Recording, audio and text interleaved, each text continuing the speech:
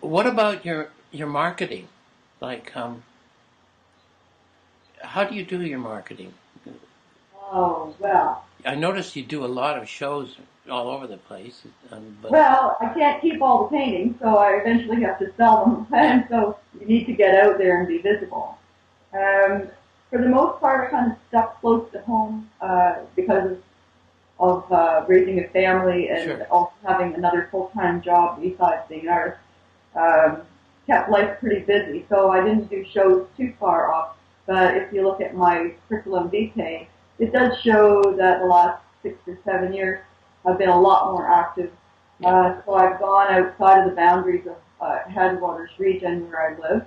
It's called Headwaters region, and they yeah, have a very lively art scene. So yeah, it can keep me busy, but I started doing shows in the greater area of Toronto. mm-hmm, Uh, this past weekend, I did a juried show that I participated in just west of London. So I'm sort of reaching farther afield, but a lot of the shows in the GTA expose artists to people from all walks of life and yes, locations. So, people are holidaying, and I said I love the city too. I just can't live in it, but I love to show there and meet people from abroad, and so my work goes to states, or goes, I have a painting this past fall I shipped to Switzerland, which is very nice because that's sure, my origin, my dad's from Switzerland. yes, Uh, and in some cases, the people who have my paintings, they have more than one. So by now, the people in Switzerland have four. yeah, wow, And, yeah, and so you create relationships because of the bonds between artists and the buyers. Uh, yes, sometimes, not all the yeah, time. So I find it a really exciting job, I guess, if you want to call it a job of yes, calling. And marketing, I do outdoor shows, I do group shows. yeah, Sometimes I'll have a solo or group show here in our gallery yeah, space. Oh, usually once a year.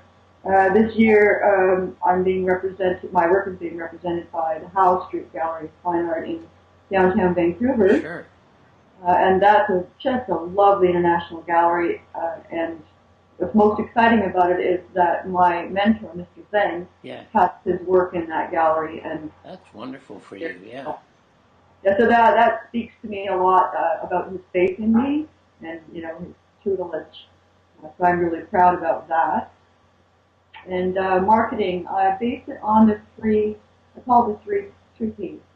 I'll share them with you, but I won't get into a 2-hour workshop on what the three P's are.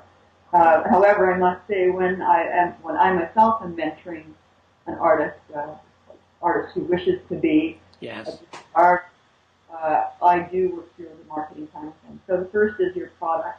And that sounds rather cool, but I call painting product. the product, Yes, it is what we have. So in a marketing sense, yes, that's our product. It better be a good yeah, product. It's yes, better be driving to make it the best yeah, that you can. And a lot of elements to go with product.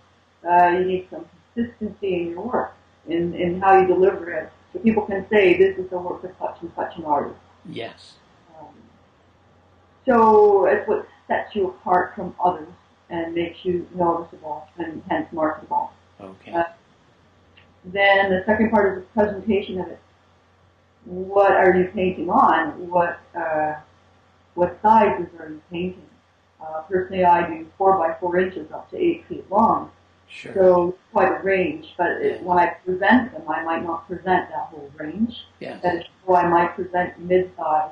You have to know your target audience, and after you've done some of these shows a few times, you kind of get to know you don't need to bring big paintings. It's yes, not a condo market or yeah, whatever. You need to have sort of a sense of what you're presenting and to whom. And finally, and I'm sure it's all broader than this. I just break it down into these three main areas. yeah, Promotion. And your promotion, I could do a lot better job of promoting my work. It's an ongoing job. I don't even Twitter. I don't do Pinterest. I basically do Facebook, LinkedIn, yes, email. The biggest thing for me is personal connection. So yes, you can market all you want and toot your own horn yes, on the internet and make your, Google find you and but vault to the top. But ultimately, it's about who knows you and connects with your work. when you mean by personal connection, you mean face to face, shaking hands and being there present with that person rather than electronically. Electronic is fine. They're all vehicles for communication of some sort. But to communicate most effectively, people need to see the actual work. I believe that. So, so what else was I going to add there that I find? Oh, yes. A few years ago, I became curious. I was working and visiting with my teacher, Mr. Zhang, and he shared with me he'd reached his 1,000th painting, and I went to that thing, absolutely stunning and incredible, 1,000 paintings, and you're like, and that has been his life's work. That is his job, and always has been. So he was quite proud of it, and he even quipped that maybe now he could quit painting, but of course he hadn't.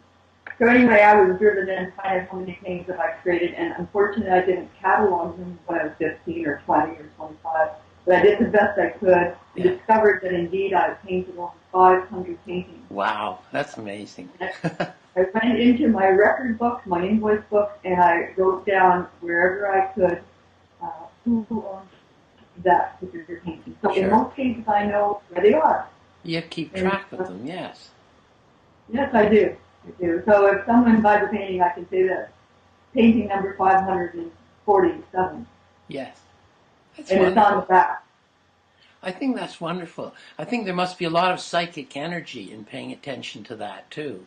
Just the fact that you're thinking about these, you're keeping them in your heart, in your thoughts, and that's out there. That energy. That you haven't just abandoned them. I think that's really good. Personally. They're not abandoned, and they're not about, making a paycheck as much as they are about just getting painting done. Sure. That's my way of expressing my way of feeling free. It's like if you think of women or even men, I suppose, that create heirlooms. The Europeans used to do a lot of embroidery. I grew up with that with my mom being an avid embroiderer and knitter. And for her, that was her freedom of expression, so to speak. And, sure. There's a value on that. I mean, she knows, or she knew, yeah, as those pieces of hers. So I feel a little bit like that. And we would all like to be free, it's striving. And so when you're there with your canvas in front of you and your paints and your thoughts and your feelings, you're free. For the moment, you're free. Do whatever you want. How many weeds are in the garden? That's right. I just disappear for a while. That's just wonderful.